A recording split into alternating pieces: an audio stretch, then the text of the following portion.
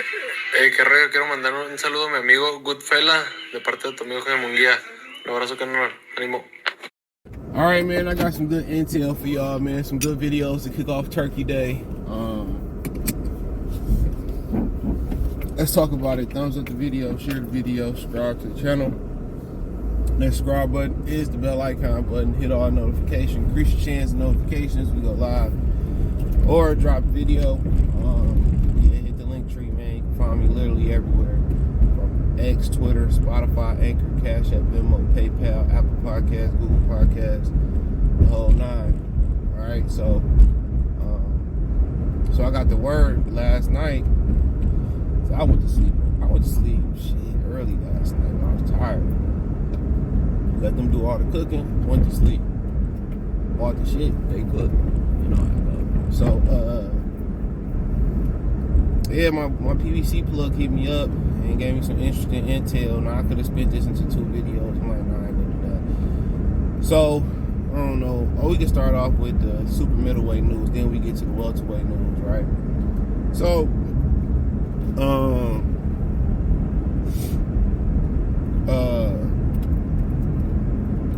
So apparently, all right, remember I was telling y'all how it was a rumor that Canelo was gonna fight Munguia in May for Cinco de Mayo, okay?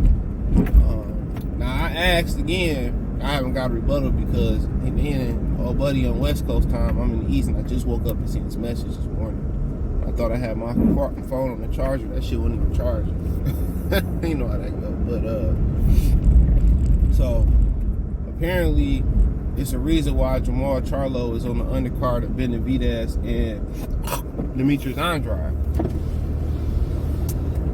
Now, if you carry on and look at it, okay, you're like, what are we looking at? If you carry on and look at it, Jermall Charlo and Demetrius Andrade have been saying they've been on the phone with each other talking about potentially fighting each other. Don't forget that. They said we've been on the phone talking a lot about fighting each other and this, that, and the third. Now, apparently the plan is for Jermall Charlo to fight David Benavidez and Demetrius Andrade winner. So he won't get 2 or 3 tune-ups unless he turn around and do a quick tune-up. The plan is no longer Canelo. Now, you got to remember at the press conference, he got up on the stand and said, hopefully I can get the Canelo fight. It seemed like he's out the running for the Canelo fight in May. And what it's shaping up to be is somewhat of a tournament. If he can get past Jose Benavidez Jr., then he'll fight the Andrade Benavidez winner. And then maybe the winner, this is me assuming this, maybe the winner will get Canelo Alvarez, okay, in September. But the rumor was Canelo and Munguia for May. If Munguia get past John the Gorilla Rider. Which, in my opinion, if anything, Munguia should have to get in there and rumble and mix it up with old buddy. What's his name?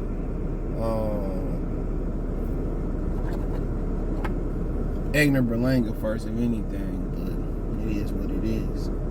So, yup. So for the most part, it looked like he might, and I'm not 100% sure if this is still a rumor. It won't be Canelo versus Jermall Charlo in May as of right now. So it seems like De La Hoya and Al Heyman is gonna cook up another collab. And one thing about De La Hoya, he putting his money where his mouth is. When it comes to, wanting to work with other promoters, he reaching out to Bob about T.O. and Brian, and work with Al and all this type of stuff. And I wish other people would do it in boxing. But until they bottom line really started to get affected, we ain't gonna have to worry about that. Their bottom line is really gonna have to start getting affected. Meaning, if you understand what that means, their cash gonna start to have to get a lot funny. See, they ain't desperate enough to make the fights that we want to see. That mean their money ain't funny enough right now. And that should let you know how much money they really making off these fighters. That should let you really know how much money they really clocking off these fighters. So, but that's the plan. So, I mean, either, I would say Benavidez and Andrade winner versus Jermall Charlo, depending on how he look, is gonna be better than Munguia and Canelo. I'm more interested in that. But Jermall Charlo just still look fried in the face. You know, maybe he should have went through a detox, and he should have went to, you know, some type of, you know, program. That's what I'm thinking. That's what I'm thinking. Like, he still look fucked up in the face. You can tell, you know, people at the golf course on Thanksgiving, that's why, you know, it's cold as hell out here. You know what I'm saying? You can tell in his face he don't look back. He still look sunken in and shit. And I'm not saying this the case for him, but when people go through traumatic experiences, you know, when they go through traumatic experiences, they tend to turn to some type of vice. Some people turn to the bottles, some people turn to drugs. And, you know, everybody that I meet, they be smoking. Like, a lot of the females I meet, they smoke. You know, and we know pretty much somebody, either everybody smoke or drink. But that's a bad one. That's anything, anytime you tie your emotional trauma or what you're going through a vice, is never good. Some people is gambling. Some people is having sex. I'd rather just be that person that has sex to release stress than turn to drugs or alcohol. But you got to be a strong individual not to lean on the vice. Real talk, you got to be a strong individual not to lean on the vice when you're going through trauma. Some people tie they you know, this is one of the worst ones too. Some people tie their emotional trauma to drugs. I mean, to food. So he could have ate his way out the division, but I tie mine to like working out.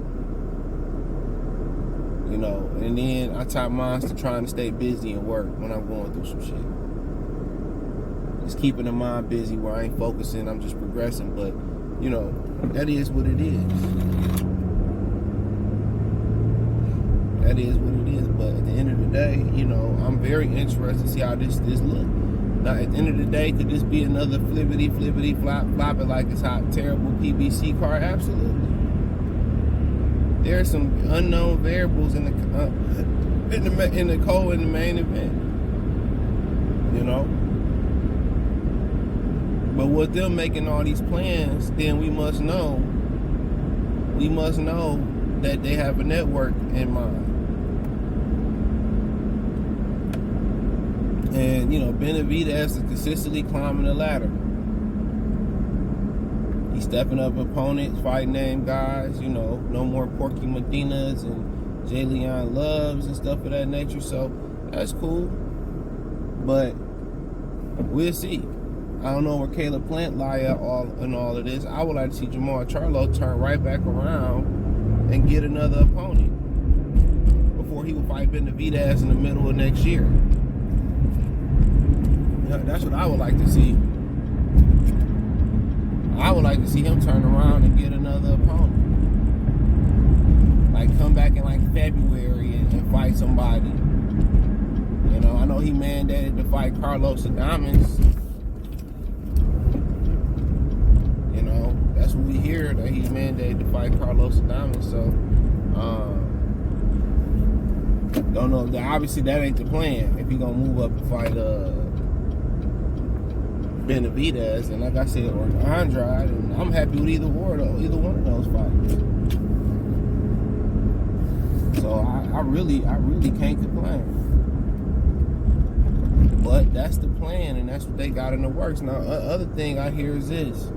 You hearing all this here first, probably. I ain't sure. You know, I ain't been on the internet. But Keith Thurman and Stanionis is signed. So they fighting for the Reggie belt. Don't be surprised if we hear Terrence Crawford getting stripped of the Super WBA belt anytime soon. I'm not saying that I'm hearing that, but we know how it goes. So, and maybe Keith Thurman ain't fighting Jermall Ennis because they planning a unification bout.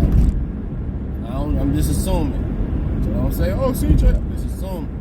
But Stanionis and Keith Thurman is signed. I didn't get a date. I didn't get a timetable. I guess in the beginning of next year. I don't know if they still gonna double stack that card with Danny Garcia or Arizona Aguilar for the Super WBA middleweight title.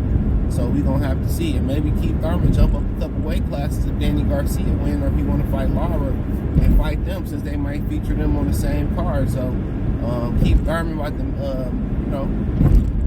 Keith Thurman about to make some shape. You know?